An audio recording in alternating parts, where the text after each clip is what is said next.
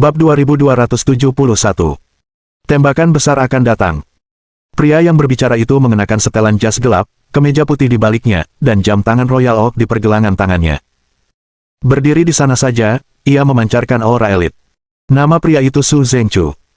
Keluarganya berkecimpung dalam bisnis makanan, yang tidak hanya terkemuka di kota Yang, tetapi juga merupakan perusahaan terkemuka di seluruh Tiongkok.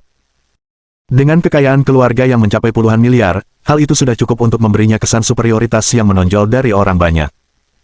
Gadis yang ia sebut sebagai Yu kecil bernama Fang Yu. Keluarganya berkecimpung dalam bisnis manufaktur peralatan pintar, dan kekayaan mereka juga mencapai puluhan miliar. Atau bisa dikatakan bahwa dalam lingkaran kecil mereka, kekayaan semua orang hampir sama. Dalam strata sosial yang makin kokoh dewasa ini, mereka senantiasa mempertahankan superioritasnya dan sangat resistan terhadap masuknya orang luar ke dalam lingkarannya. Hal semacam itu tidak akan mereka biarkan terjadi. Menurut pandangan mereka, bergaul dengan anak-anak generasi kedua yang kaya raya akan menurunkan level mereka sendiri. Jadi untuk waktu yang lama, orang-orang ini telah menjadi kelompok paling elit di kota Yang. Sama seperti Qin Han dan lainnya di Zonghai. Gadis berambut pendek itu berkata, tidak mungkin seburuk yang kau katakan, kan? Orang-orang yang bisa datang ke sini malam ini seharusnya tidak dianggap miskin. Di kota Yang, mereka semua adalah tokoh terkemuka. Kamu salah, balas Su Zhengchu. Biasanya, mereka berdua tidak akan bisa masuk. Mereka tidak memenuhi syarat untuk acara semewah itu. Setelah Su Zhengchu selesai berbicara, tatapan semua orang tertuju padanya. Apa maksudmu? Apa kau kenal mereka? Aku tidak kenal mereka, tapi aku punya sedikit kesan tentangnya. Su Zhengchu menunjuk ke Xuan He dan berkata, sepertinya aku pernah melihatnya sekali saat aku turun dari lintasan balap. Dia dari tim lain, kekayaan keluarganya sepertinya hanya puluhan juta, bahkan tidak sebesar kekayaan keluarga kami. Biasanya kalau aku bertemu orang seperti ini, aku tidak mau repot-repot melirik mereka. Benarkah? Bagaimana orang-orang seperti mereka bisa masuk? Semua orang agak terkejut karena pertemuan tahunan hari ini berstandar sangat tinggi. Orang-orang yang bisa hadir memiliki kekayaan setidaknya beberapa miliar. Seseorang yang asetnya hanya puluhan juta tidak seharusnya tinggal di sini. Entahlah. Mungkin mereka menyelinap masuk dengan memanfaatkan koneksi orang lain. Su Zhengchu mengangkat bahu. Lagi pula, membawa orang masuk itu diperbolehkan. Masuk akal, kata gadis berambut pendek itu acuh tak acuh, manajemen pertemuan tahunan semakin longgar. Bahkan orang-orang seperti itu bisa masuk dan merusak suasana acara. Tidak ada yang bisa dilakukan untuk itu. Tapi selama kita memastikan tidak ada sampah seperti itu di lingkungan kita sendiri, itu saja yang penting. Perlukah kita membicarakannya? Siapa yang mau bergaul dengan orang-orang rendahan itu? Mereka tidak bisa membantu apapun dan hanya menghambat kita. Setelah selesai berbicara, wanita berambut pendek itu menatap Fang Yu dan berkata, Yu kecil, lihat saja, itu sudah cukup. Kita bukan dari kalangan yang sama, dan kau tak perlu merendahkan diri untuk memulai percakapan dengannya. Fang Yu mengangguk, tanpa berkata apa-apa lagi, dia mengurungkan niatnya untuk terus mengobrol. Lagi pula, apa yang dikatakan temannya itu sangat masuk akal, tidak diperlukan orang yang keluarganya kaya raya. Fang Yu mendesah dalam hati, bertanya-tanya mengapa tidak ada seorang laki-laki dengan kekayaan keluarga yang sepadan yang juga benar-benar luar biasa. Sementara mereka berbincang-bincang, beberapa pria parubaya berjalan mendekat sambil berbisik-bisik dan mendiskusikan sesuatu di antara mereka. Melihat para pria parubaya yang turun, Su Zhengchu sedikit terkejut dan maju untuk bertanya, Ayah, bukankah ayah bilang sedang membicarakan bisnis di lantai atas dan akan turun nanti? Kenapa ayah turun sepagi ini? Kami baru tahu bahwa Sekretaris Wu mengundang tamu penting ke pertemuan tahunan hari ini, jadi kami datang lebih awal untuk bersiap-siap, kata ayah Su Zhengchu, Su Jiaoyang. Seorang tamu kelas berat. Su Zhengchu dan yang lainnya saling berpandangan. Di lingkaran kota Yang, ayah dan pamannya termasuk di antara jajaran teratas, hampir tak terkalahkan. Jadi siapakah tamu kelas berat ini? Ayah, siapa orang yang ayah sebutkan? Apakah kita mengenalnya? Kalian mungkin pernah mendengar tentangnya, tapi kalian tidak mengenalnya. Kami juga belum bertemu dengannya, jadi kami datang lebih awal untuk melihatnya, kata Su Jiaoyang. Masih ada orang yang tidak kita kenal. Orang itu dari Zonghai, kamu pasti tahu tentang Lingyun Group, kan? Tentu saja, kami tahu. Mereka adalah perusahaan terkemuka di Zonghai, dan juga pemimpin industri semikonduktor di Huaxia. Akan aneh jika kami tidak mengenal mereka. Wah, lumayan, nak. Kau bahkan tahu semua ini, kata Su Jiaoyang sambil tersenyum, sepertinya kau benar-benar bisa menyelesaikan pekerjaan dengan baik. Tentu saja, jawab Su Zhengchu dengan bangga, aku tidak hanya tahu ini, tapi aku juga tahu orang yang bertanggung jawab atas grup Lingyun bernama Qixian Zhao. Mungkinkah dia datang hari ini? Mendengar Su Zhengchu mengatakan ini, Su Jiaoyang dan teman-temannya tertawa. Kamu baru saja dipuji dan langsung menunjukkan dirimu sendiri. Hah? Bukankah Qixian Zhao yang datang? Tanya Su Zhengchu heran. Meskipun Qixian Zhao adalah penanggung jawab Lingyun Group, dia bukanlah pendiri sebenarnya. Mendengar ini, Su Zhengchu dan yang lainnya terkejut. Karena kesuksesan besar Lingyun Group, mereka telah membahasnya secara pribadi sebelumnya.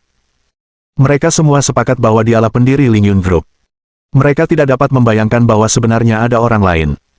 Sejujurnya, pendiri Lingyun Group yang sebenarnya adalah Direktur Lin Yi, dan usianya hampir sama dengan kalian, kata Su Jiaoyang, kalian harus benar-benar belajar darinya di masa depan. Dia adalah panutan yang patut kalian teladani. Tercengang. Su Zhengchu dan yang lainnya tercengang. Tak seorang pun menyangka bahwa pendiri Lingyun Group yang sebenarnya adalah orang seusia mereka. Berita ini tidak diduga-duga, bahkan tidak terbayangkan. Dalam diskusi pribadi mereka selalu percaya bahwa jika Lingyun Group go public, niscaya akan menjadi unicorn keuangan terbesar yang pernah ada, mencapai skala triliunan, dan bahkan mengamankan tahta orang terkaya di Huaxia pun tidak akan menjadi masalah. Tetapi mereka tidak pernah membayangkan kalau pihak lain bisa seusia dengan mereka, hal itu sama sekali tidak masuk akal. Ini tidak mungkin, kan? Bagaimana mungkin seseorang yang begitu muda memiliki modal sebesar itu? Jangan anggap dia seperti orang biasa. Orang sesombong sekretaris Wu mengakui dirinya jenius. Jadi, kemampuannya tak diragukan lagi, jelas melampaui semua orang yang hadir di sini, bahkan kita. Kita mungkin jauh tertinggal darinya. Saat Su Jiaoyang berbicara, Fang Yu, yang berdiri diam di samping, merasakan detak jantungnya semakin cepat. Untuk waktu yang lama, dia mencari pacar yang cocok dengannya. Di kalangan ini, orang-orangnya memiliki kekayaan keluarga yang cocok dengannya, tetapi mereka semua tidak lebih dari keturunan yang manja, jauh dari kata luar biasa. Berteman dengan orang seperti itu baik-baik saja, tetapi jelas tidak cocok sebagai kekasih. Namun hari ini, Direktur Lin dari Lingyun Group tampaknya sangat cocok. Bab 2272. Imajinasi liar. Ayah, di mana mereka? Bawa kami menemui mereka, kata Su Zhengchu. Meskipun ia tidak terlalu menyukai orang-orang kecil seperti Ku Xuanhe, ia sangat ingin berkenalan dengan seseorang seperti Lin Yi, karena orang seperti itu dapat menguntungkan bisnis keluarganya.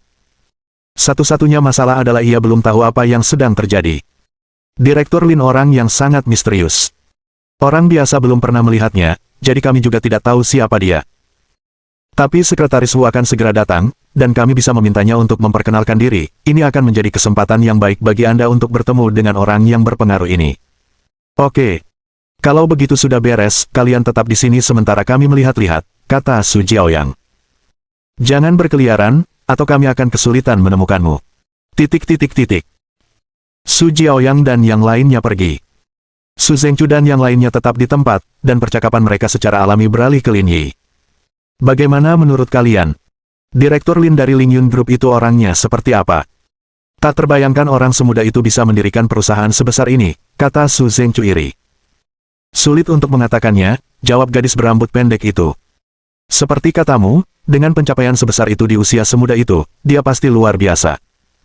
Lagi pula, dia punya modal untuk itu. Meskipun dia luar biasa, aku tetap ingin berkenalan dengannya. Bergaul dengan orang seperti itu mungkin akan meningkatkan lingkaran sosial kami ke tingkat yang benar-benar baru.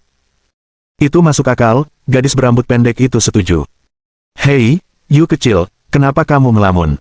Tidak, aku tidak. Gadis berambut pendek itu menatap Fang Yu dengan pandangan ambigu dan menyenggolnya. Apa pendapatmu tentang Direktur Lin? Menurutku dia cukup mengesankan, kata Fang Yu. Untuk seseorang yang begitu muda dan sudah mencapai begitu banyak prestasi, dia jelas bukan orang biasa. Saya ragu banyak yang bisa menandinginya di antara teman-temannya. Jika kau berkata seperti itu, kau terlalu memberi pujian pada teman-temannya, balas gadis berambut pendek itu. Dia pendiri Lingyun Group. Kalau perusahaannya go public, nilai pasarnya setidaknya akan mencapai beberapa triliun, benar-benar unicorn finansial. Bukan cuma rekan-rekan kita, bahkan senior kita pun tak bisa menandinginya. Kau benar tentang itu. Jadi, apakah kamu ingin mempertimbangkannya? Saya agak gugup. Gugup. Su Zhengchu menyela. Apa yang perlu dikhawatirkan? Ini benar-benar saham premium, mungkin satu-satunya di seluruh Tiongkok. Tapi aku takut kalau dia terlalu tidak menarik, itu akan benar-benar mengurangi ketertarikanku. Saat dia berbicara, Fang Yu melirik Lin Yi di kejauhan. Seandainya saja Direktur Lin bisa setampan dia. Sulit untuk mengatakannya, kata gadis berambut pendek itu. Kurasa kau tak perlu terlalu khawatir. Kau tak bisa memiliki keduanya, ikan dan cakar beruang. Kau hanya bisa memilih satu. Menurut saya, penampilan sama sekali tidak penting, kemampuan adalah cara terbaik untuk naik dalam lingkaran sosial, Su Zhengqiu berpidato. Nanti kalau ketemu Direktur Lin, berusahalah, jangan repot-repot dengan mereka yang baru saja masuk, mereka tidak sepadan dengan waktumu. Mendengar kata-kata Su Zhengqiu, Fang Yu merasa itu sangat masuk akal dan mengangguk setuju, tidak terlalu memikirkan Lin Yi lagi. Ketika mereka sedang berbicara, terdengar suara dari pintu masuk ruang perjamuan. Mereka menoleh dan melihat senior mereka, termasuk Wu Zhaoyou, berjalan masuk. Mereka semua berseri-seri dan tertawa, seakan-akan telah mengalami suatu kejadian membahagiakan. Cepat, cepat, cepat, Sekretaris Wu ada di sini, mari kita ke sana dan menyapa.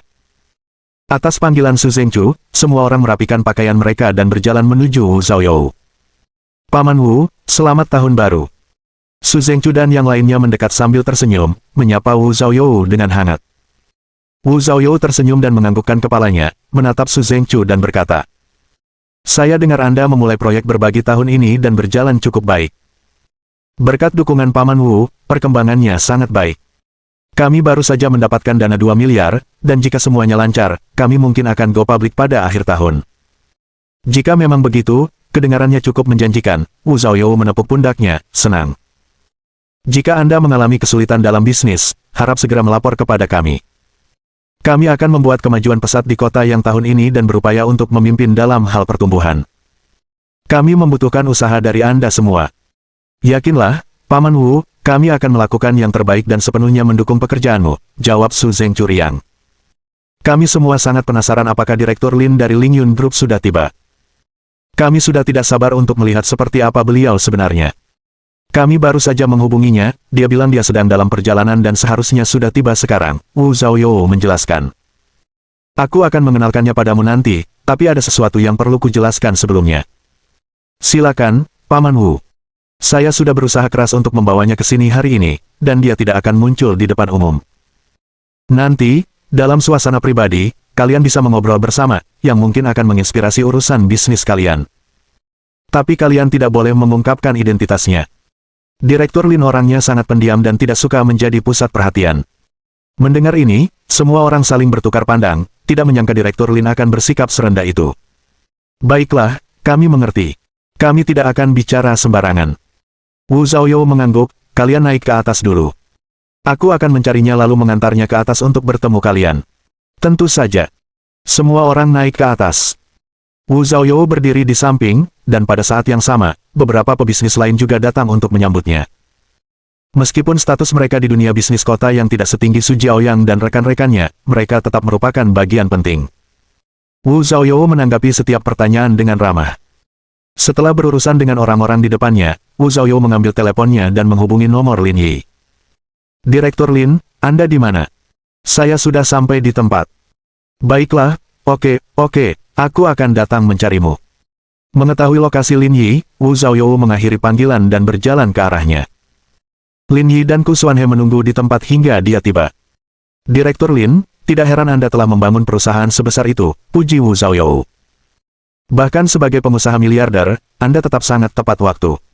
Dibandingkan dengan para pendatang baru, mereka jauh tertinggal. Sekretaris Wu terlalu sopan. Kita semua berada di tim yang sama di sini, tentu saja saya sangat memperhatikan masalah Anda. Haha, jika kamu bisa mengatakan itu, aku akan mempercayai kata-katamu, kata Wu Zhaoyou sambil tertawa. Terlalu banyak orang di sini, jangan membuat keributan. Aku sudah memanggil semua pemilik bisnis terkemuka di kota yang ke atas, jadi ayo kita bicara di atas. Dan aku tahu kau lebih suka merahasiakannya, jadi aku sudah memperingatkan mereka untuk tidak mengungkapkan identitasmu, jadi jangan khawatir. Bab 2273. Level tinggi yang sebenarnya. Sebenarnya, tidak perlu seperti ini, menganggapku sebagai tokoh penting. Jangan terlalu serius, nanti aku bisa terbawa suasana, kata Lin Yi sambil tertawa. Sekalipun kau terbawa suasana, kau punya kemampuan untuk mengatasinya. Wu Zhaoyou memberi isyarat menyambut, jangan berdiri di sini, ayo naik ke atas untuk bicara, ini bukan tempat untuk mengobrol. Ayo pergi. Di bawah pimpinan Wu Zhaoyou, mereka bertiga naik ke atas. Pemandangan ini, yang diabadikan oleh orang lain, tak pelak lagi membangkitkan rasa ingin tahu. Siapa sebenarnya kedua pemuda yang dibawa pergi oleh Sekretaris Wu? Apakah mereka benar-benar pantas mendapatkan kepentingan sebesar itu? Namun tidak ada seorang pun yang berani maju dan menyapa mereka, mereka hanya menonton dari kejauhan. Tak lama kemudian, mereka bertiga tiba di lantai atas, dan Lin Yi mendapati dekorasinya sangat bergaya, beberapa tingkat di atas aula perjamuan. Menuju ke ruangan paling ujung, Wu Zhaoyou mendorong pintu hingga terbuka. Obrolan di dalam tiba-tiba terhenti, dan semua mata tertuju pada Lin Yi. "Mari, perkenalkan," kata Wu Zhaoyou sambil tersenyum. Ini adalah Direktur Lin dari Lingyun Group, dan berdiri di sampingnya adalah saudara iparnya, Xuan He, yang juga berasal dari kota Yang. Setelah mengetahui identitas Lin Yi, Su Zhengqiu dan yang lainnya tercengang. Mereka tidak pernah menyangka bahwa orang yang mereka kira bukan siapa-siapa yang menyelinap masuk ternyata adalah Direktur Lin yang terkenal. Direktur Lin sangat berbakat di usianya yang masih muda, mendirikan Lingyun Group di usianya, sungguh membuat kami merasa malu, puji Su Jiaoyang.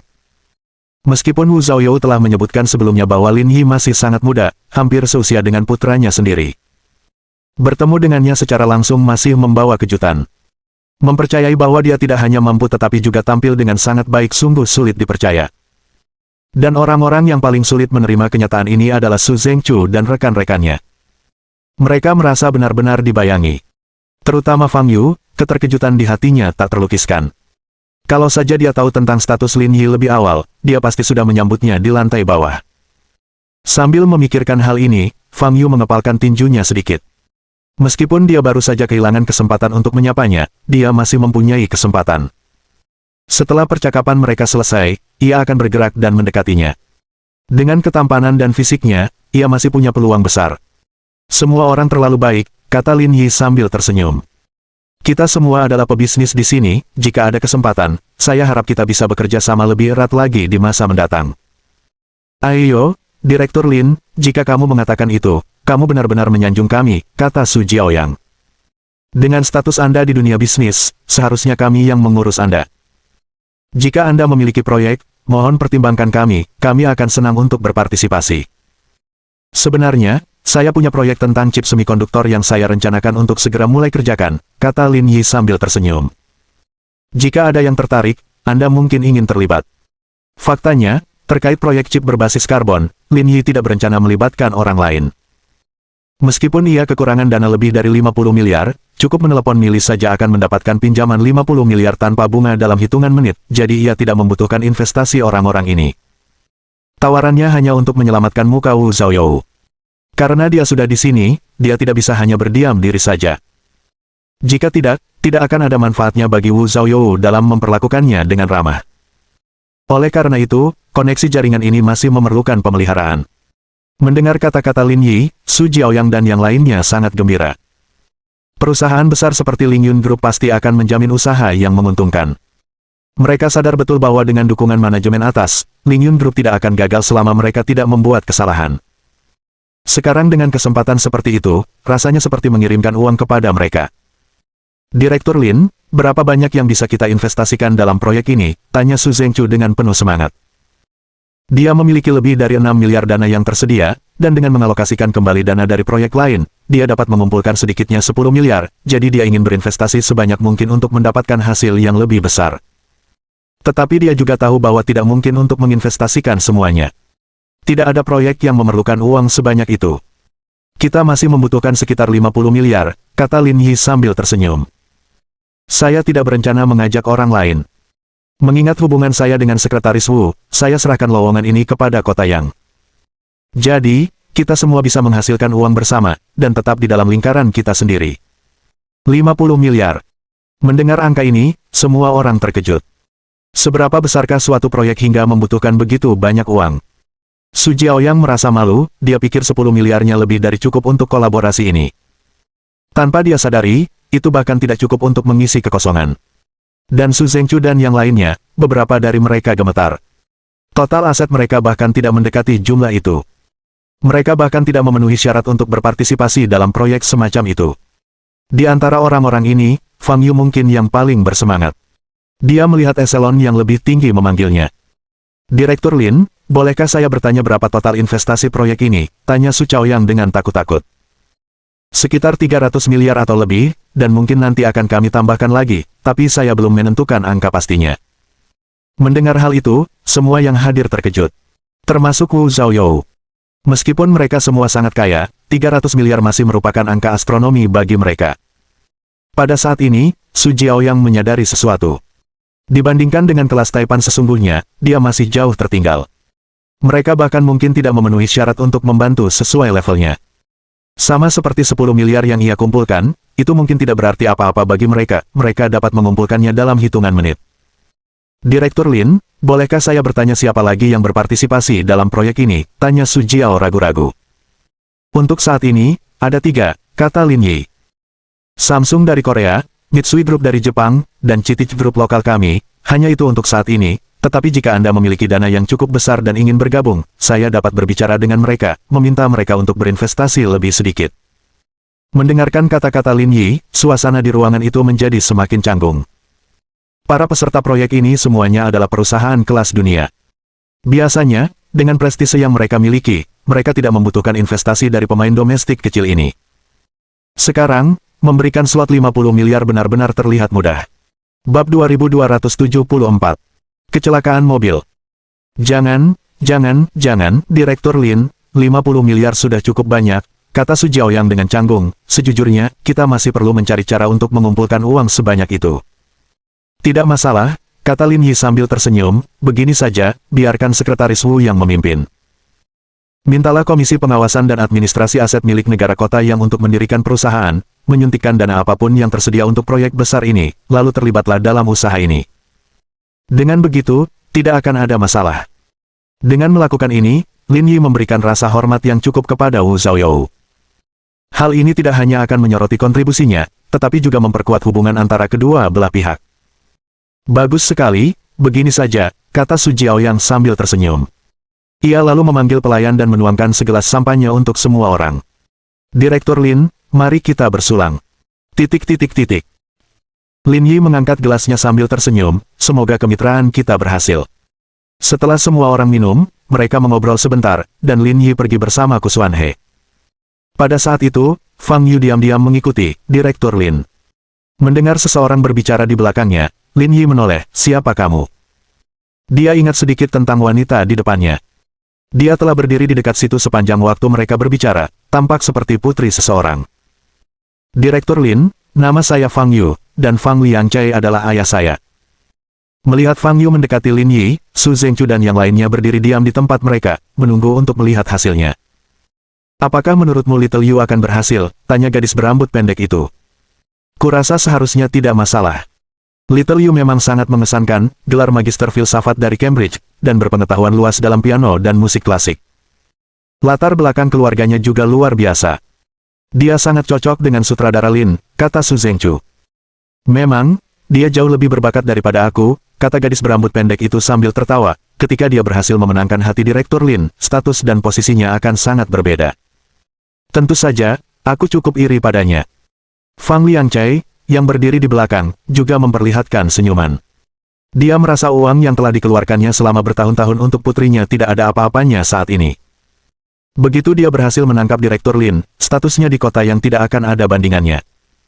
Dia membayangkan bahkan Wu Zhaoyou harus memperlakukannya dengan penuh hormat dan mencoba menjilatnya. Apa yang kamu butuhkan? Tanya Lin Yi. Aku juga berencana untuk memulai bisnisku sendiri baru-baru ini, jadi ada banyak pertanyaan yang ingin kutanyakan padamu, kata Fang Yu sambil tersenyum, mengedipkan mata pada Lin Yi, bisakah kau memberiku kesempatan? Saya punya banyak hal yang harus diurus. Kalau ada pertanyaan, silakan tanya CEO Fang. Dengan itu, Lin Yi dan Kusuan He berbalik dan pergi, tanpa terlalu memperhatikan Fang Yu. Melihat Lin Yi berjalan pergi tanpa menunjukkan tanda-tanda ketertarikan, Fang Yu berdiri di sana, tidak tahu harus berbuat apa. Itu bukan skenario yang dibayangkannya. Batuk. Wu Zhaoyou terbatuk pelan, lalu melangkah maju untuk menenangkan suasana. Kudengar Direktur Lin bilang setelah jamuan makan, dia harus menjemput pacarnya, jadi dia sedang terburu-buru. Kamu bisa bicara nanti. Direktur Lin punya pacar. Wu Zhaoyou mengangguk, ya, seseorang yang setara denganku. Mendengar hal ini, semua orang terkejut dan tercengang. Mereka semua tahu apa arti status Wu Zhaoyou. Kalau pacar Lin Yi bisa setara dengannya, dia pastilah hebat. Yang terpenting, untuk menjadi pacarnya, mereka harus berusia sama. Tetapi untuk mencapai level yang setara dengan Wu Zhaoyou di usia sekitar 30 tahun, tidak mungkin merupakan hasil usaha pribadi saja. Dengan kata lain, seseorang membutuhkan latar belakang yang sangat kuat untuk mencapai tingkat tersebut. Itu bukan sesuatu yang dapat dibandingkan dengan siapapun dalam lingkarannya. Menyadari hal ini, suasana menindas menyebar di antara mereka. Sesungguhnya, hambatan dalam lingkaran sosial mereka bahkan lebih kuat dari yang mereka bayangkan. Jika mereka bahkan tidak dapat menangkap kesempatan saat ditawarkan, itu berarti bahwa meskipun mereka diizinkan masuk ke eselon atas, mereka tidak memiliki kemampuan untuk melakukannya. Itu masalah mereka sendiri, bukan masalah orang lain. Ayo kita pergi juga, tidak ada gunanya berlama-lama di sini, kata Wu Zhaoyou sambil tersenyum dan kemudian mengantar semua orang turun karena makan malam belum berakhir. Su Zhengchu dan Fang Yu mengikuti di belakang, ekspresi mereka jauh dari baik. Mereka sadar betul bahwa, di Tiongkok, lingkungan beberapa orang lebih tinggi dari yang mereka bayangkan. Tetapi mereka selalu percaya bahwa berintegrasi ke dalam lingkaran itu tidak akan terlalu sulit, mengingat kekuatan keluarga mereka sendiri. Namun, hari ini, mereka akhirnya menyadari bahwa dibandingkan dengan yang lain, mereka jauh tertinggal.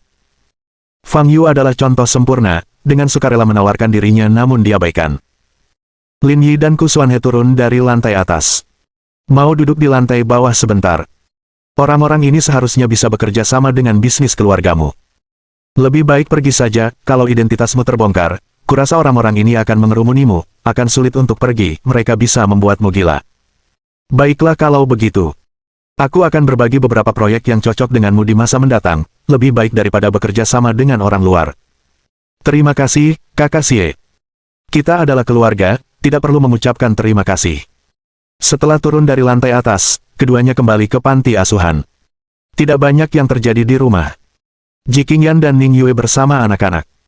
Mungkin karena kehamilannya, Ning Yue menunjukkan kemalasan seorang ibu ketika berada di dekat anak-anak, menjadi jauh lebih lembut dan tidak lagi berisik seperti sebelumnya. Dan di bawah pengaruh Ning Yue, Ji Qing tampaknya menjadi lebih lembut pula. Tentu saja, Ning Yue dan Ku Xuanhe tidak pergi malam itu karena Lin Yi dan Ji Qingyan sedang menuju kembali ke Zonghai pada tanggal 3, berencana untuk mengantar mereka pergi sebelum kembali. Keesokan paginya, Lin Yi dan Ji Qingyan bersiap berangkat. Namun, Wang Cuiping tak tega membiarkan mereka pergi, bersikeras agar mereka tinggal sampai siang. Ia bahkan membuat pangsit buatan sendiri untuk mereka, mengikuti tradisi panti asuhan. Dering, dering, dering. Saat makan siang, telepon Lin Yi berdering. Gu Yiran yang menelepon. Halo. Lin Yi berbicara sambil makan. Kamu masih di kota Yang? Saudara Li mengalami kecelakaan, kata Gu Yiran terburu-buru. Kecelakaan mobil, serius, sekarang sedang dibawa ke rumah sakit Huasan.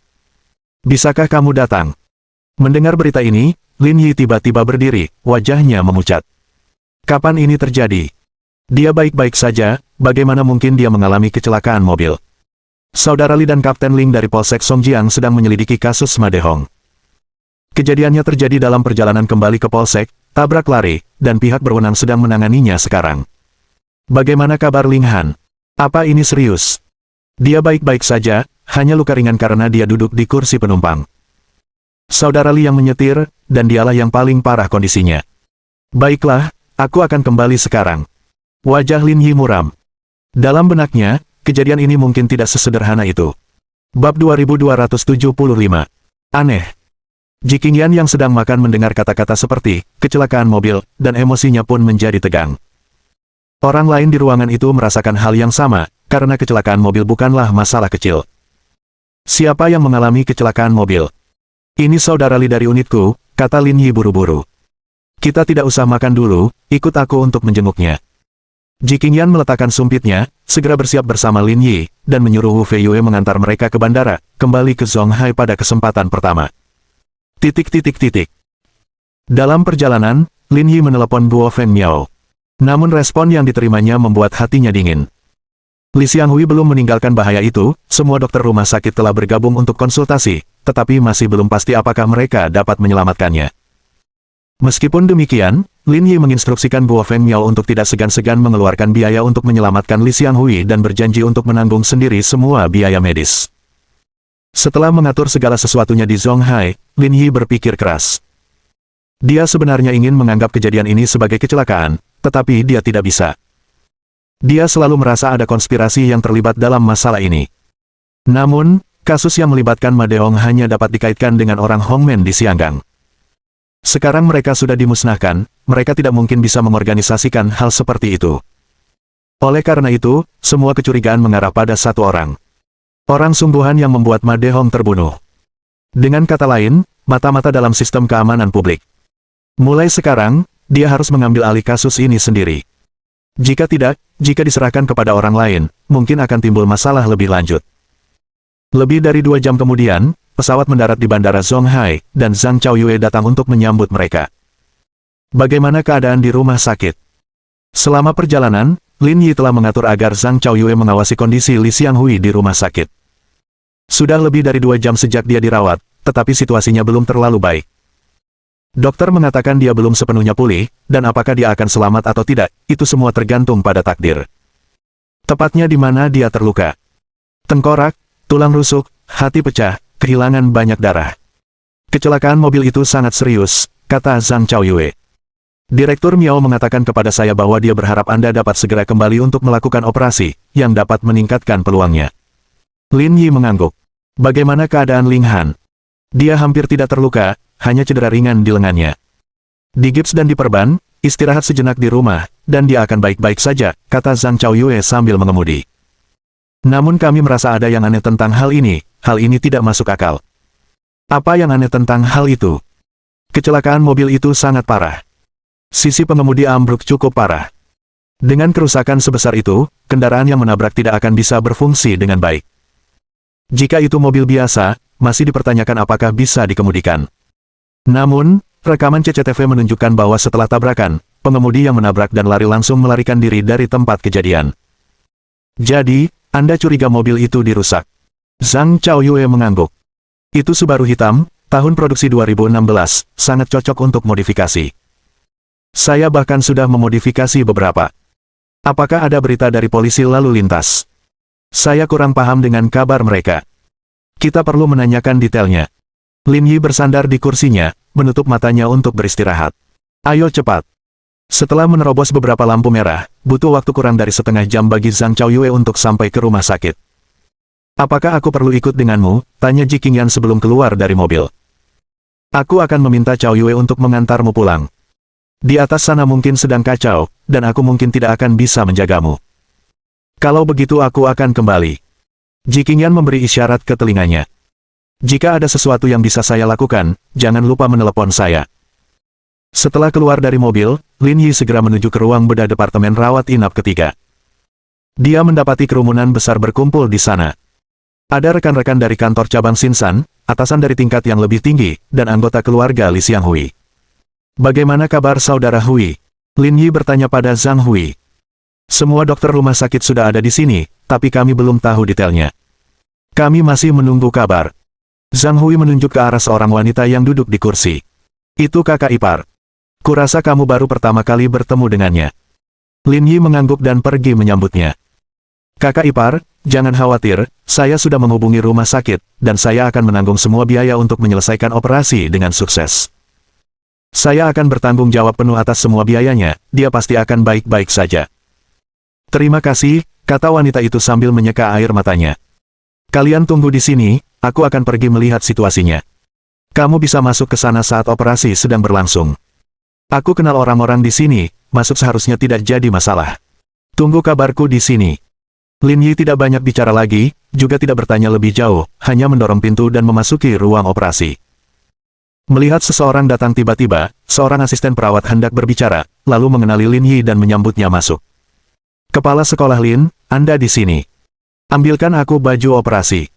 Perawatnya cepat, menyiapkan gaun bedah dalam waktu kurang dari 1 menit. Ketika Lin Yi masuk, dia mendapati Li Chuan juga ada di sana. Namun keduanya hanya bertukar pandang dan mengangguk satu sama lain.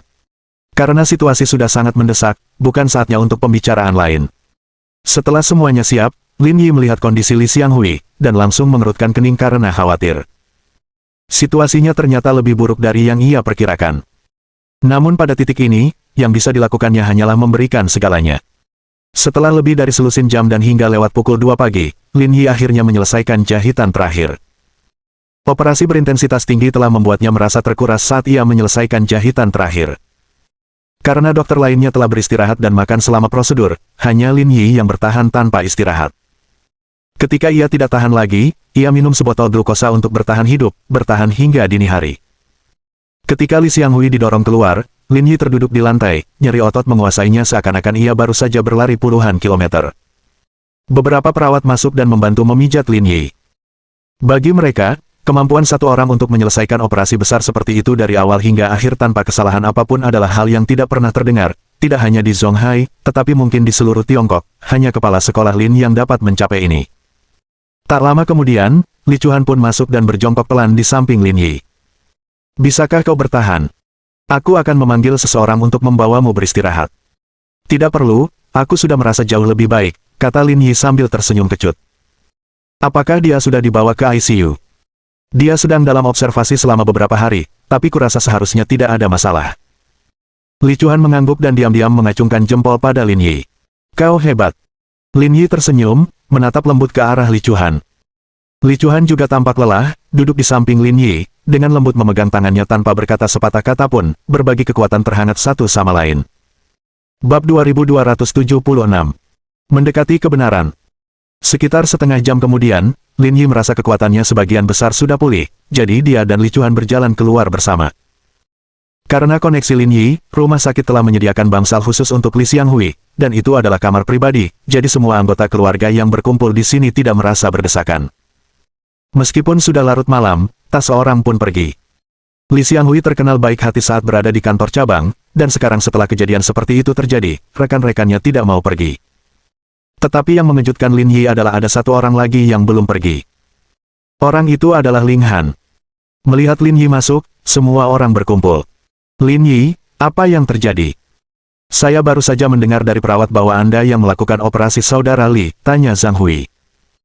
Dulu aku bekerja di rumah sakit Huasan, aku tahu sedikit tentang hal ini, jadi aku masuk untuk membantu, kata Lin Yi lelah. Itu sungguh sesuatu. Jangan bahas aku dulu.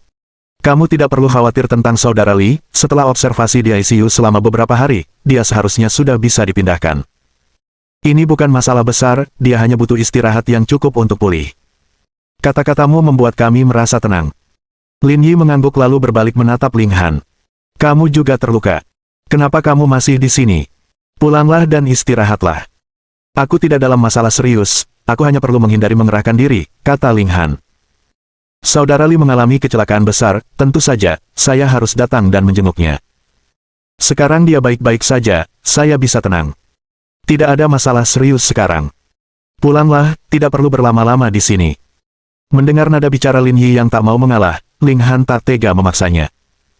Lagi pula, mereka yang tetap tinggal adalah dari kantor cabang Xinsan, sebagai orang luar, bersikeras tinggal di sini akan merepotkan. Setelah Ling Han pergi, Lin Yi berdiri di samping, tampak agak lelah.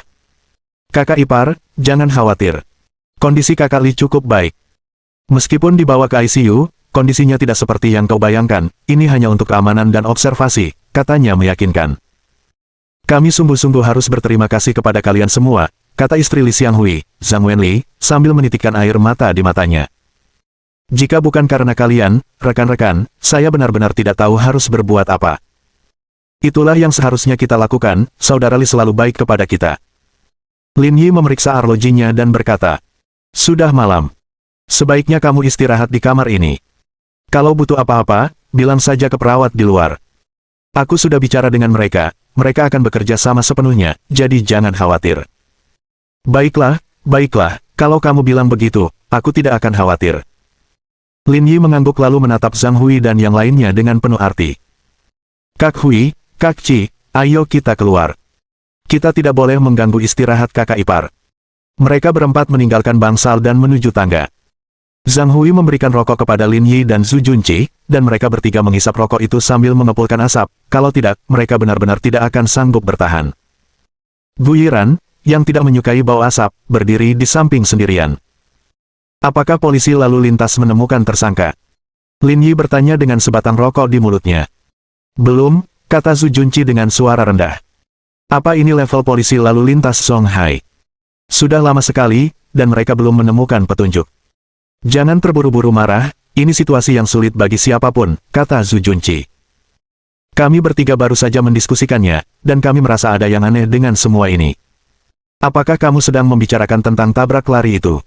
Itu hanya satu aspek. Biasanya, dengan kecelakaan sebesar ini, kendaraan yang melanggar seharusnya tidak bisa melarikan diri. Selain itu, rute yang diambil kendaraan tersebut menghindari semua kamera pengawas, kata Zhu Junqi.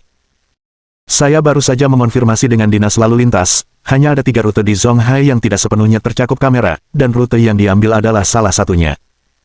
Mendengar ini, Lin Yi semakin yakin dengan kecurigaannya sendiri. Ini jelas bukan suatu kebetulan, ini sudah direncanakan sejak lama. Orang yang diam-diam memanipulasi segalanya benar-benar punya beberapa trik di balik lengan bajunya. Ini lebih rumit dari yang kita duga, kata Lin Yi sambil mengibaskan abu rokoknya. Apakah data di tempat ada pada kami atau pada pengendali lalu lintas? Kami punya sebagian di sini, mereka punya lebih banyak. Saya ingin melihatnya. Semuanya ada pada Little Gu. Gu Yiran datang, sambil menyerahkan teleponnya. Tidak banyak data di sana, Lin Yi menelusurinya sebentar. Fokus utamanya adalah pada beberapa foto di lokasi. Situasinya lebih mengerikan dari yang dibayangkannya, tanah berlumuran darah dan pecahan kaca berserakan di mana-mana. Lin Yi menatap layar dengan saksama dan perlahan-lahan mematikan rokoknya. Mengingat parahnya kecelakaan itu, saya rasa pengemudi yang melanggar aturan itu mungkin juga dalam kondisi yang buruk, dan mungkin ada darahnya di tanah. Kami juga memikirkan hal itu, kata Zhang Hui. Kami telah mengumpulkan lebih dari 200 sampel darah dari tanah, yang sedang dianalisis, tetapi hasilnya mungkin akan keluar dalam 1 atau 2 hari karena ini pekerjaan besar. Tidak banyak lagi yang bisa kami selidiki saat ini, kita lihat saja hasilnya nanti. Kita akhiri saja di sini, semua orang sudah lelah. Kita istirahat dulu, nanti kita bicarakan hal lain besok, kata Zhu Junqi. Lin Yi mengangguk, lalu pergi menemui Li Chuan dan tinggal di kamar istirahatnya malam itu, dan tidak bangun sampai siang hari berikutnya. Ketika dia terbangun, dia mendapati Li Chuan sudah pergi. Dengan ketekunannya, dia mungkin mengurus masalah pasien. Setelah bangun, Lin Yi menelepon Ji Qingyan untuk memberitahu keadaannya dan kemudian pergi ke ICU untuk menanyakan kondisi Li Xianghui yang sangat stabil. Jika beruntung, dia mungkin bisa dipindahkan dari ICU hari ini. Setelah meninggalkan ICU, Lin Yi menelepon Qiu Yuluo. Bagaimana kabarmu? Ada kabar dari keluarga Zhou? Mereka sedang diselidiki, tetapi tindakan utama keluarga Zhou saat ini adalah mentransfer aset ke luar negeri. Setelah bukti terkumpul cukup, kita bisa bergerak. Bagaimana dengan di dalam negeri, khususnya di Zonghai, apakah Anda menemukan sesuatu? Di dalam negeri. Ekspresi Qiu Yuluo terhenti, mereka tidak berani pamer di negara ini lagi, tapi dengan bertanya seperti itu, apakah kamu menemukan sesuatu? Lin Yi bersenandung lalu menceritakan kejadian di Zonghai kepada Qiu Yuluo. Analisismu masuk akal. Orang yang mendalangi kecelakaan mobil ini jelas pihak ketiga di luar Hongmen dan keluarga Zhou, identitas mereka sangat unik. Jika kau terus menyelidiki, kau pasti akan menarik mereka keluar, jadi tujuan mereka melakukan semua ini adalah untuk mencegah kasus ini berkembang lebih jauh. Qiu Yuluo berbagi pemikirannya. Tapi menurutku, melihat kejadian ini saja, mungkin ini tidak ada hubungannya dengan keluarga Zhou. Kalau kau teruskan saja, aku khawatir semuanya akan berakhir buntu. Saya tahu kemungkinannya kecil, itu hanya telepon untuk bertanya. Tidak apa-apa kalau kamu tidak menemukan apapun. Jangan katakan itu, menurutku setidaknya ada satu hal yang pasti. Bab 2277. Pembunuhnya ada di dekat. Bagian yang mana? Kau benar untuk menyelidiki ke arah itu, semakin dekat kau dengan kebenaran, semakin panik si pembunuh dan semakin mereka mencoba menghalangi penyelidikanmu, kata Yuluo. Dengan kata lain, insiden kejam seperti itu sudah cukup untuk menunjukkan bahwa penyelidikanmu sangat dekat dengan kebenaran, kamu seharusnya mengerti maksudku. Pekerjaan apa? Kata Yuluo kesal. Ibuku mengajakku berbelanja bersamanya, dan aku bahkan tidak bisa menolaknya. Itu membuatku gila. Tidak ada yang bisa kulakukan untuk membantu, sampai jumpa. Lin Yi tidak meneruskan obrolan dengan Yuluo, setelah menutup telepon, dia menemukan sudut terpencil untuk duduk. Perkataan Yuluo telah memberinya peringatan. Kejadian seperti itu memang cukup untuk menunjukkan bahwa penyelidikan yang dilakukan oleh Li Xianghui dan Ling Han sangat dekat dengan kebenaran, jika tidak pihak lain tidak akan mengambil langkah berisiko seperti itu. Meskipun keduanya memegang jabatan penting, yang mungkin tidak berarti banyak di kota seperti Zonghai, mereka masih memiliki status sosial tertentu, tentu saja pihak lain tidak akan melakukan hal seperti itu kecuali benar-benar diperlukan. Lin Yi mengingat kembali percakapannya dengan Li Xianghui. Sebuah penemuan besar telah dilakukan dalam kasus Madehong. Wang Meijia telah memberikan sisa obat yang dimiliki Madehong kepada seorang tahanan bernama Sun Sueqiang. Beberapa hari kemudian, ia tiba-tiba menderita pendarahan otak. Namun setelah itu, Wang Meijia beralih ke jenis obat baru dan tidak menemui masalah apapun sejak mengonsumsinya. Obatnya sama seperti sebelumnya, betalek dari produsen yang sama, hanya dengan tanggal produksi yang lebih baru. Tetapi meskipun begitu, seharusnya tidak ada perbedaan antara obat baru dan lama dan tentu saja tidak ada masalah obat tersebut kedaluarsa. Mungkin ada kemungkinan nyata bahwa obat yang diberikan kepada Ma Dehong memang bermasalah. Namun keakuratan tebakannya tidak dapat disimpulkan begitu saja, hal itu memerlukan penyelidikan lebih lanjut. Dering, dering, dering. Pada saat itu, telepon Lin Yi berdering, dan Li Chuhan yang menelepon. Sin Sin membeli makanannya, ayo makan dulu. Baiklah, aku akan datang sekarang. Karena tidak dapat memahami inti kasus, Lin Yi memutuskan untuk bersantai sebentar, lalu ia menuju ke departemen rawat inap 8. Ketika dia sampai di ruang istirahat Li Chuhan, dia melihat Kiao Xin telah membeli 4 hidangan dan 3 cangkir teh susu, sungguh pesta yang meriah. Kakak Lin, kamu tidak perlu khawatir. Kakak Li baru saja menelepon kepala ICU, dan pasien bernama Li Xianghui itu baik-baik saja. Saya juga baru saja menanyakan hal itu. Jika kondisinya membaik, mungkin dia bisa pulang malam ini, kata Lin Yi. Namun, saya masih merasa ada banyak aspek yang membingungkan dari kasus ini yang perlu dipikirkan lebih lanjut. Mendengar ini, mata Kiao Xin berbinar, cepat, saudara Lin, katakan padaku apa yang mengganggumu, aku akan membantumu menganalisisnya. Lin Yi tahu bahwa Kiao Xin adalah penggemar berat detektif Conan, jadi dia tidak merahasiakan apapun darinya dan memutuskan untuk menuruti hobinya. Akan tetapi, dia merahasiakan beberapa rincian khusus dari kasus itu untuk dirinya sendiri, meski hal itu tidak menghalangi istrinya untuk menganalisis. Ya ampun, kasus ini benar-benar rumit, seru Kiao Xin setelah mendengarnya. Tepat sekali kenapa aku buntu, kamu yang sudah penggemar Conan selama 10 tahun, cepat bantu aku mencari tahu apa yang terjadi. Saya mungkin penggemarnya, tapi kasus ini memang rumit, otak saya agak kurang memadai. Bukan apa-apa, kata Lin Yi sinis. Aku sudah menganggapmu sebagai harapan seluruh desa, tapi ternyata kau tidak tahu apa-apa. Hei, saudara Lin, kamu tidak boleh berkata begitu, kata Kiao Xin misterius. Kau tahu, aku pernah melihat beberapa kasus seperti ini di Conan, yang mungkin bisa memberimu beberapa petunjuk. Petunjuk apa? Beritahu aku.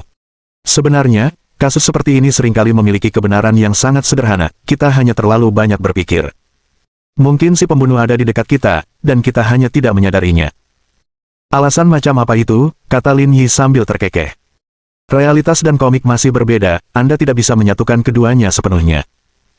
Ya, aku tahu itu, hanya ingin memberitahumu, mungkin ini berguna.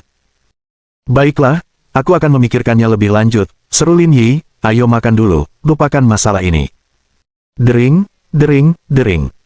Saat itu, ponsel Lin Yi berdering lagi. Ning Che yang menelepon. Kamu di mana? Tanya Ning Che langsung begitu telepon tersambung. Di rumah sakit. Tunggu aku di sana, aku akan segera sampai. Kamu di Zonghai. Saya sudah di Xianggang beberapa hari terakhir, menyelidiki perusahaan farmasi itu. Semuanya hampir beres, dan saya berencana kembali ke Yanjing, tapi Yuluo bilang ada sesuatu yang terjadi di pihakmu, dan karena saya sedang senggang, saya pikir saya akan mampir. Baiklah, apakah kamu butuh seseorang untuk menjemputmu? Tidak perlu, aku akan meneleponmu saat aku sampai di sana, dan kita bisa bertemu. Oke. Setelah mengobrol sebentar, Lin Yi menutup telepon dan kemudian mereka bertiga makan bersama. Selama makan, Kiao Xin terus mengoceh tanpa henti, membantu Lin Yi menganalisis kasus dari berbagai perspektif. Namun, Lin Yi tidak memasukkannya ke dalam hati, karena analisis Kiao Xin memiliki banyak aspek yang tidak dapat diandalkan dan tidak sesuai dengan kasusnya. Setelah makan, Lin Yi, karena tidak ada hal lain yang lebih baik untuk dilakukan, pergi ke bangsal untuk melihat apakah keluarga Li Xianghui membutuhkan bantuan. Ketika Lin Yi tiba di bangsal, dia mendapati Ling Han juga ada di sana, berbicara dengan istri Li Xianghui. Kenapa kamu di sini?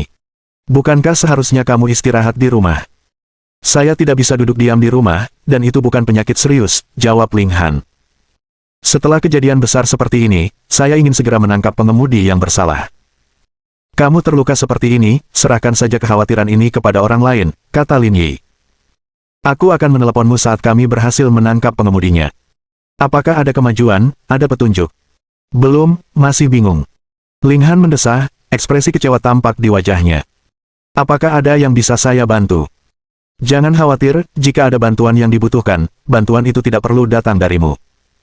Kalau begitu aku akan tinggal di sini bersama kakak iparmu sebentar. Kalau butuh bantuan, telepon saja aku, kata Ling Han sambil tersenyum. Tidak bisa banyak membantu dengan hal lain, tapi menganalisis kasusnya, saya bisa melakukannya. Baiklah, kalau begitu tinggallah bersama kakak ipar. Setelah berbicara dengan Ling Han, Lin Yi sedikit meyakinkan istri Li Xianghui dan kemudian pergi. Tidak lama kemudian, Lin Yi menerima telepon dari Ning Che, menanyakan lokasi tepatnya, siap datang dan menemuinya. Pada saat yang sama, Gu Yiran tiba di rumah sakit dan menemukan Lin Yi. Hasil labnya sudah keluar. Bab 2278. Petunjuk. Perintah dari atas sangat tegas, menuntut hasil hari ini. Staf laboratorium bekerja semalaman untuk memproses semuanya, ujar Gu Yiran. Lihatlah, semua formulir laporan ada di sini. Meskipun ada lebih dari 200 sampel, tidak perlu membawa semua laporan. Hanya hasil akhir saja yang diperlukan. Di tempat kejadian perkara, ditemukan 3 sampel darah yang berbeda. Di antaranya, 178 sampel milik saudara Li, 29 sampel milik Kapten Ling, dan 3 sisanya diduga milik pengemudi yang bersalah. Lin Yi tidak berbicara dan terus menatap ketiga laporan pengujian itu. Sampel dari saudara Li dan pengemudi yang bersalah tidak memiliki masalah. Namun, milik Ling Han agak tidak biasa, karena persentase sel mononuklearnya sangat tinggi dan terlihat sangat familiar. Samar-samar, Lin Yi sepertinya teringat sesuatu dan membuka WeChat untuk mencari percakapannya dengan Wang Meijia. Sebelumnya dia telah mengiriminya laporan tes darah Ling Han yang menunjukkan rasio sel mononuklearnya jauh lebih tinggi dari normal. Ia tidak menyangka keadaannya akan tetap sama, sepertinya penyakitnya belum sembuh sepenuhnya. Dengan laporan ini, pembunuhnya seharusnya bisa dipastikan, kata Lin Yi, sambil memegang laporan itu. Dengan petunjuk ini, pasti sulit menemukan pembunuhnya, kan? Tidak persis seperti itu, mungkin saja, tapi harapannya tidak tinggi. Gu Yiran menghela napas lega, saudara Hui dan saudara Qi sudah pergi menyelidiki. Kita akhiri saja di sini, dan hubungi satu sama lain lewat telepon jika diperlukan. Gu Yiran mengangguk, aku akan menjenguk kakak iparmu. Hubungi aku kalau ada kabar, dan kalau ada kabar dari kakak Li, hubungi kami juga. Setelah bertukar kata-kata itu, mereka berpisah. Lin Yi menoleh dan melihat Ning Che berjalan ke arahnya dari tidak jauh. Ning Che berpakaian seperti wanita dewasa, mengenakan sepatu bot hitam setinggi lutut dan legging hitam, mengenakan mantel panjang berwarna krem, dan menenteng tas dokumen. Saat dia berjalan, angin seakan mengikutinya, menarik perhatian banyak pasien dan keluarga mereka. Saya perhatikan rekan-rekan Anda di Zonghai semuanya tampak tampan, kata Ning Che sambil tersenyum. Apakah kamu berhasil menarik perhatian mereka? Berhenti bicara omong kosong, dia hanya seorang B, bukan tipeku. Batuk.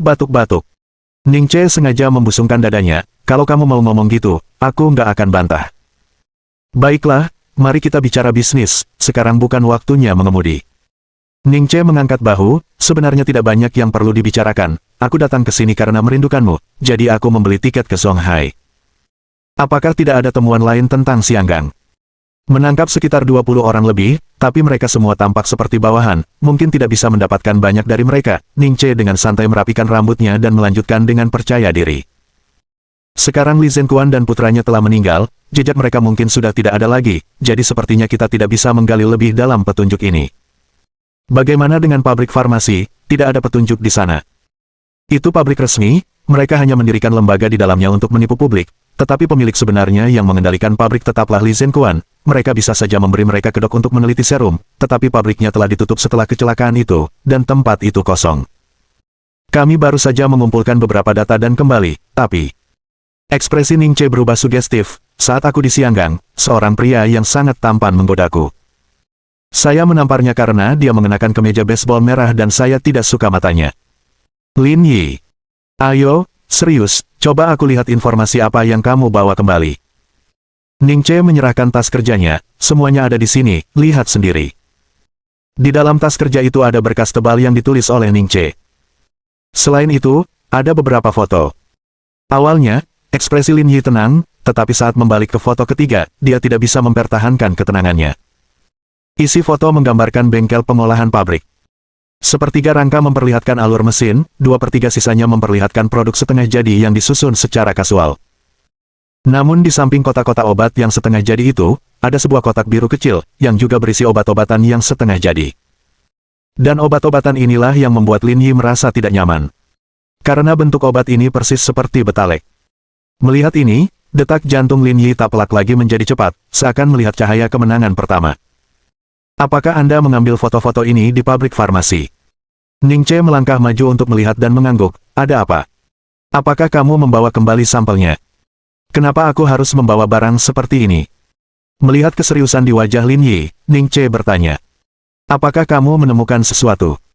Jangan tanya apa-apa lagi, cepat atur seseorang untuk kembali ke Xianggang dan membawakan saya obat-obatan di foto-foto ini, jangan buang waktu, cepatlah. Jangan terburu-buru, masih ada beberapa orang dari tim kami yang membereskan barang-barang di sana, aku akan menyuruh mereka mencarinya. Tak lama kemudian, Ning Che menelepon anggota timnya. Untungnya, tidak ada kecelakaan yang terjadi. Kotak obat yang ditemukan dalam foto masih ada di sana. Ning Che tidak membuang-buang waktu Lin Yi, memerintahkan bawahannya untuk membawakan obatnya. Jika semuanya berjalan lancar, mereka akan tiba di tangan Lin Yi dalam waktu sekitar 3 jam. Suasana hati Lin Yi menjadi cemas. Jika tebakannya tidak salah, penyebab sebenarnya kematian Ma Deong akan segera terungkap. Tunjukkan padaku apa yang kamu punya. Saat Lin Yi merenung, Ning Che berbicara. Ekspresinya serius, seolah-olah dia sungguh-sungguh tertarik. Ini laporan tes darah kecelakaan itu, apakah kamu masih tertarik? Tidak, tapi ada satu parameter yang tampak aneh. Ning Che mengambil laporan dari tangan Lin Yi.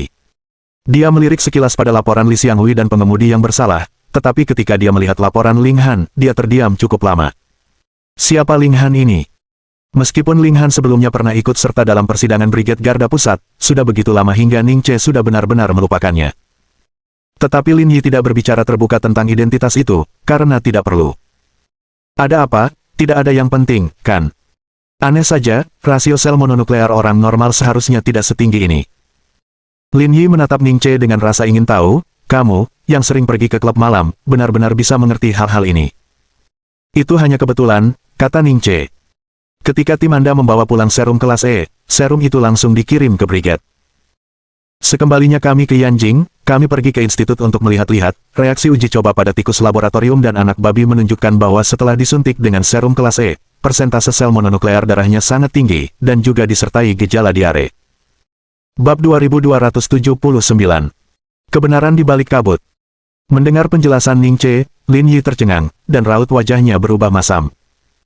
Tapi kalau itu temanmu, maka itu tidak akan jadi masalah besar, mungkin saja itu disebabkan oleh gejala-gejala lain. Ning Che mengatakan ini berdasarkan kepercayaannya pada Lin Yi. Dia percaya tidak akan ada orang tercela di dekat Lin Yi. Pesan tiket pesawat sekarang, kembali ke Yanjing, dan bantu saya memeriksa sesuatu. Dalam menghadapi bisnis, Ning Che selalu berterus terang dan segera menyetujui. Ada satu hal lagi, minta Yuluo membantuku memeriksa sesuatu, kata Lin Yi. Periksa obat-obatan mana yang diproduksi sebelum pabrik farmasi disegel. Susun nama-nama obat dan kemasannya, lalu kirimkan kepada saya. Tidak masalah. Dalam setengah jam berikutnya, Lin Yi mengatur segalanya dan menyuruh Zhang Chaoyue mengantar Ning Che ke bandara. Lin Yi tidak pergi kemanapun sore itu, selain menelepon Ji Qingyan, dia tinggal di ruang tamu Li Chuhan sepanjang waktu. Hingga setelah pukul 4 sore, ketika tim membawa obat setengah jadi yang dibutuhkan Lin Yi ke rumah sakit. Kemudian Lin Yi meminta Kiao Xin untuk mengambil sekotak betalek dari apotek rumah sakit dan membandingkan kedua obat tersebut. Hasil akhirnya sesuai dengan harapan Lin Yi, keduanya identik, tidak ada perbedaan apapun. Bahkan demi akurasi, Lin Yi juga memanggil Li Chuhan dan Kiao Xin sehingga mereka juga bisa memeriksa kedua obat itu. Demikian pula, mereka juga tidak melihat adanya perbedaan, itu adalah betalek. Tetapi betalek diproduksi oleh Astellas, dan Xianggang tidak memiliki kemampuan untuk memproduksinya, jadi barang setengah jadi di depannya ini pasti palsu. Xin, bantu saya membawa obat-obatan ini ke Departemen Pengujian Obat dan minta rekan-rekan di sana menganalisis komposisinya. Cepat. Aku akan pergi sekarang. Kiao Xin sangat proaktif, merasa seperti dia menjadi bagian dari pemecahan kasus dengan Lin Yi. Setelah mengatur segalanya, Lin Yi duduk diam di ruang tunggu, menunggu hasil lab yang spesifik. Menjelang pukul 8 malam, satu demi satu, hasil investigasi yang dibutuhkan Lin Yi telah masuk. Obat-obatan yang dikirim ke Departemen Pengujian Obat telah dikonfirmasi komposisinya. Bahan utamanya ialah pati, sukrosa, dan sejumlah kecil butiran ibuprofen. Inilah yang diduga Lin Yi. Pati, yang sebagian besar terdiri dari gula, bersama dengan sukrosa, keduanya memiliki fungsi meningkatkan kadar gula darah, sementara ibuprofen merupakan komponen utama dalam obat penghilang rasa sakit, yang setelah dikonsumsi, dapat menyebabkan pembuluh darah menyempit. Penyempitan pembuluh darah menyebabkan tekanan darah tinggi. Dengan kata lain, obat palsu ini memiliki efek meningkatkan tekanan darah. Jika penderita tekanan darah tinggi meminumnya, itu akan sangat berbahaya. Jika Ma Dehong dan Sun Sueqiang meminum obat-obatan ini, tidak mengherankan jika mereka jatuh sakit secara berurutan. Sekarang, kuncinya adalah memastikan apakah obat yang mereka minum sebelumnya adalah obat palsu. Dengan mengingat hal itu, Lin Yi menghubungi nomor Wang Meijia. Direktur Wang, apakah Anda sibuk? Saya sedang berada di posisi santai, saya hanya sibuk di pagi hari, dan cukup bebas di waktu lain, kata Wang Meijia. Apakah ada hal lain yang ingin Anda bicarakan? Saya ingin bertanya tentang obat-obatan yang sebelumnya diberikan kepada Ma Dehong, apakah Anda masih menyimpannya? Wang Jiamei berhenti sejenak, obat yang mereka minum adalah betalek. Saya tahu itu betalek, tapi saya dengar dari saudara Li, supaya lebih praktis, Anda sudah menyiapkan sekitar selusin bungkus obat untuk Ma Dehong agar diambil oleh sipir penjara. Saya ingin tahu apakah Anda masih menyimpan bungkusan obat itu. Awalnya, ada 6 bungkus yang tersisa, saya memberikannya kepada Sun Sueqiang. Tetapi setelah kecelakaan itu, kami menggantinya dengan obat baru, sehingga hanya tersisa 1 pil dari yang sebelumnya. Beberapa hari yang lalu, Kapten Li mengambilnya, katanya akan dibawa ke Little Han untuk diperiksa. Ngomong-ngomong, saya dengar Kapten Li mengalami kecelakaan, bagaimana keadaannya sekarang? Dia baik-baik saja sekarang, tidak ada bahaya lagi. Senang mendengarnya. Terima kasih, Direktur Wang. Kami mungkin perlu merepotkan Anda lagi nanti, kami akan menghubungi Anda kembali. Tidak masalah, telepon saja aku langsung jika ada sesuatu. Lin Yi menjawab, lalu menutup telepon, dan mulai curiga dalam benaknya. Jika semuanya berjalan sesuai harapan, masalahnya pasti ada pada pil itu. Kalau saja saudara Li tidak meminum pil itu, dia mungkin tidak akan mengalami kecelakaan itu. Memikirkan hal ini, Lin Yi berdiri dan pergi ke ICU. Mengingat status Lin Yi, tentu saja, tidak ada seorang pun yang menghentikannya saat ia tiba di tempat seperti itu. Setelah berganti ke pakaian yang diwajibkan, ia memasuki ICU. Kepala sekolah Lin, Anda sudah tiba. Melihat Lin Yi mendekat, Direktur ICU datang untuk menyambutnya. Bagaimana nama pasiennya Li Xianghui? Kondisinya sudah stabil, tidak ada bahaya yang mengancam jiwa, tapi sampai sejauh mana pemulihannya, saya belum bisa memastikannya. Beri aku detailnya, kata Lin Yi serius. Kita semua adalah rekan kerja di sini, jadi saya tidak akan menyembunyikan informasi apapun, ujar Direktur ICU. Kerusakan tengkorak sebagian besar dapat pulih, dan kemungkinan gejala sisa permanen sangat kecil, tetapi ada juga risiko kondisi vegetatif, yang perlu diwaspadai. Kaki kirinya mengalami cedera terburuk, dia mungkin tidak bisa berdiri. Ledakan. Setelah mendengar kata-kata sutradara, kepala Lin Yi berdengung seolah-olah ada petir yang meledak di dalam otaknya. Dia tidak dapat menerima kenyataan bahwa dia mungkin tidak akan bisa berdiri lagi. Itu tidak mungkin, operasi itu dilakukan oleh saya yakin dengan kemampuan saya sendiri. Sungguh beruntung Anda melakukan operasi itu, jika orang lain yang melakukannya, dia pasti kehilangan fungsi kedua kakinya, kata Direktur ICU, tapi kita lihat saja nanti bagaimana pemulihannya. Lagi pula, ada kasus pemulihan seperti itu di Amerika dan Daegu, tapi dia harus siap mental. Baiklah, aku mengerti. Lin Yi tidak menganggapnya berlebihan karena itu semua adalah kemungkinan. Namun tak peduli apapun, kakinya berhasil diselamatkan. Apakah pasien sudah bangun? Dia terbangun beberapa saat yang lalu, tapi kesadarannya masih belum begitu jelas. Baiklah, aku akan pergi melihatnya. Setelah memberi salam, Lin Yi masuk ke ICU dan menemukan Li Xianghui. Pipa-pipa dimasukkan ke seluruh tubuhnya, jantung Lin Yi terasa seperti dicengkeram tangan seseorang, sangat tidak nyaman. Baik sebagai atasan maupun sebagai teman, Li Xianghui selalu menjadi teladan, benar-benar seperti kakak laki-laki. Melihatnya seperti ini karena alasannya sendiri membuatnya merasa sangat tertekan. Saat melihat Lin Yi masuk, Li Xianghui menatapnya, kilatan pengenalan di matanya. Lin Yi meraih tangannya dan duduk di sampingnya. Saudara Li, kamu bisa mendengarku bicara, kan? Li Xianghui berkedip. Jangan khawatir, kamu akan segera keluar dari sini. Selama kamu pulih dengan baik setelah operasi, pasti tidak akan ada masalah. Li Xianghui berkedip lagi. Saudara Li, kecelakaan mobil ini tidak sederhana, saya sudah menemukan beberapa petunjuk. Saya akan mengajukan beberapa pertanyaan sekarang, berkediplah jika jawabannya iya, dan tutup mata Anda jika jawabannya tidak. Pil yang kamu terima dari Wang Meijia saat kecelakaan itu, apakah itu ada di tanganmu? Bab 2280. Berharap segalanya berubah berbeda dari yang diharapkan. Mendengar perkataan Lin Yi, Li Xianghui juga berkedip. Apakah obatnya masih ada padamu? Li Xianghui menutup matanya dan baru membukanya setelah beberapa lama. Lin Yi berpikir sejenak, apakah kamu tidak tahu kemana perginya? Li Xianghui berkedip. Membenarkan kecurigaannya, Lin Yi merasa amat lega. Memecahkan kasus seperti ini, ketika Anda menemukan petunjuk dan kemudian perlahan mengungkapnya, benang kebenaran akan mengalir semulus sutra. Saudara Li, aku sudah menanyakan semua yang ingin aku tanyakan. Lin Yi membungkuk dan berbisik di telinga Li Xianghui.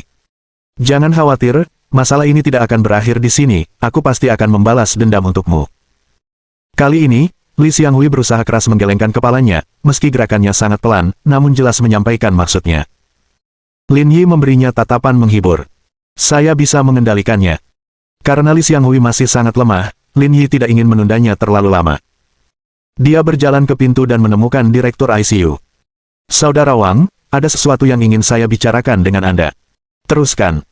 Mengenai pasien bernama Li Xianghui, meskipun kondisinya memungkinkan, jangan pindahkan dia dulu, tunggu kabar dari saya. Namun, sementara itu, jika istrinya ingin menjenguknya, saya akan sangat berterima kasih jika Anda bisa mengakomodasinya. Apa yang kau bicarakan? Kata-katamu cukup kuat di sini, direktur ICU menepuk bahunya. Selama itu sesuatu yang bisa kulakukan, tidak masalah sama sekali di sini. Kalau begitu terima kasih, Saudara Wang, aku berutang minuman padamu. Aku akan memintamu melakukan itu. Setelah bertukar basa-basi, Lin Yi meninggalkan ICU. Meskipun ia mungkin akan dipulangkan malam ini dengan keberuntungan, untuk menghindari kecelakaan, Lin Yi memutuskan untuk membiarkan Li Xianghui tinggal sedikit lebih lama. Setelah pergi, Lin Yi pergi ke bangsal dan menemukan istri Li Xianghui, Zhang Wenli, dengan Ling Han di sisinya. Lin Yi, jam berapa saudara Li bisa keluar? Situasinya cukup baik, tetapi saya meminta rumah sakit untuk melakukan tes tambahan demi keamanan, kata Lin Yi. Tapi aku sudah bicara dengan dokter. Kamu bisa menemuinya kapan saja kamu mau, jangan khawatir. Mendengar Lin Yi mengatakan ini, Zhang Wenli merasa sangat lega. Sebagai kepala perawat di rumah sakit Zonghai ketiga, dia sudah familiar dengan prosedur di sana, sehingga Lin Yi tidak perlu banyak menjelaskan. Setidaknya dia aman, dan dia masih bisa mengunjunginya, itulah yang terpenting. Apakah ada kemajuan dalam kasus ini? Tanya Ling Han. Lin Yi mengangguk, keluarlah sebentar, aku akan menjelaskannya secara detail. Kau harus mengurus masalah ini sendiri, aku tidak percaya siapapun. Baiklah, kata Ling Han serius. Keduanya berjalan menuju tangga koridor. Lin Yi mengeluarkan selembar kertas transparan dari sakunya, berisi beberapa partikel seukuran biji wijen. Apa ini? Bukankah kamu menemukan potongan betalek terakhir di tempat Wang Meijia dan mempersiapkannya untuk pengujian, lalu tiba-tiba terjadi kecelakaan mobil? Ling Han mengangguk. Ini yang kutemukan di pakaian saudara Li, dan kami sudah memastikan itu sisa potongan betalek itu, kata Lin Yi. Sekarang masalahnya ada di sini. Bawa ini untuk diuji. Jika senyawa itu milik betalek, maka ada penyebab lain kematian Ma Dehong, jika palsu, maka masalahnya ada di sini. Melihat tas transparan di tangan Lin Yi, ekspresi Ling Han tampak rumit saat dia menerimanya. Pemimpin tim Lin, yakinlah, aku akan menangani ini dengan baik. Lin Yi melihat arlojinya dan mendesah dalam-dalam. Sudah malam, aku yakin orang-orang di lembaga pengujian sudah pulang. Pokoknya, jangan terburu-buru, pastikan hasilnya benar-benar akurat. Ling Han mengangguk lalu pergi. Lin Yi berdiri diam, menatap kepergian sosoknya, ekspresinya penuh kerinduan. Setelah beberapa lama, Lin Yi bermalas-malasan, setelah mengatur segalanya di rumah sakit, dan kini yang tersisa hanyalah menunggu hasilnya. Ia berharap hasilnya akan berbeda dari apa yang dibayangkannya. Kemudian, Lin Yi pergi ke bangsal untuk memeriksa Zhao Yunhu. Dia sudah bisa bergerak di darat, dan dia bisa dipulangkan paling lama dalam 3 hari. Yu Xiying dan Xiao Bing tampak baik-baik saja dari luar. Lin Yi berencana untuk menahan mereka beberapa hari lagi, mengatur makan setelah Zhao Yunhu keluar dari rumah sakit, dan kemudian membubarkan tim. Setelah mengunjungi kelompok itu, Lin Yi pergi menemui Li Chuan dan Kiao Xin sebelum berkendara kembali ke rumah Ji Qingyan. Mendengar suara mesin di luar, Song Lan seperti biasa mempersilakan Lin Yi masuk. Mengapa kamu tidak menelepon dulu supaya aku bisa menyiapkan beberapa hidangan untukmu? Tidak perlu, aku bukan orang luar, kata Lin Yi sambil tersenyum. Panaskan saja sisa makanannya. Itu tidak akan berhasil, aku akan menggoreng beberapa hidangan lagi untukmu. Bibi Song, Kalau kamu terus bersikap sopan seperti ini, aku mungkin tidak akan datang lagi, kata Lin Yi, memanaskan sisa makanan saja tidak masalah. Baiklah kalau begitu, kamu duduk di ruang tamu sementara aku memanaskan makanan. Di dalam rumah, Lin Yi memperhatikan tidak ada seorang pun di ruang tamu. Di mana semua orang? Pamanmu pergi bermain kartu, dan Yan Yan sedang sibuk bekerja di lantai atas. Aku akan memanggilnya ke bawah. Tidak, tidak, biarkan dia bekerja. Jangan ganggu pikirannya. Baiklah kalau begitu, kamu bisa mencarinya setelah kita makan. Oke. Beberapa menit kemudian, Song Lan memanaskan kembali hidangan makan malam untuk Lin Yi dan bahkan memotong beberapa buah dengan sangat serius. Lin Yi makan dengan cepat, menghabiskannya dalam waktu hanya 10 menit, lalu mengobrol dengan Song Lan sebentar sebelum naik ke atas untuk menemui Ji Qingyan. Saat menaiki tangga, Lin Yi agak bingung. Telinga Ji Qingyan sangat tajam. Sudah lebih dari setengah jam sejak dia masuk rumah, dan dia belum keluar.